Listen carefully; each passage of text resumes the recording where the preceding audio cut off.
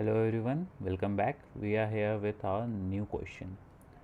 The question states that two charged thin infinite plane sheets of uniform surface charge density sigma plus and sigma minus, where the sigma plus is greater than sigma minus, intersect at right angle. So we have to find out which of the following best represent the electric field lines for this system. I hope you understood this question, or should I repeat the question? We have been given with the two charged thin infinite plane sheets, and we have to see which of the following given options represent the best electric field line for this system. I am giving you 5 seconds to read this question and then I will explain the solution.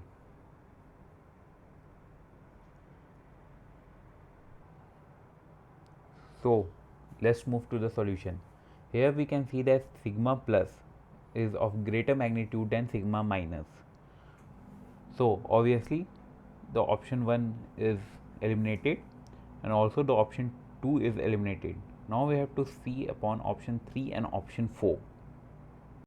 Now we have also seen the property of electric field line is always tries to enter or leave the surface at an right angle, that is 90 degree. So we can say here that option 3 is the correct option. Hope you understood this question well. Thank you. See you in the next question.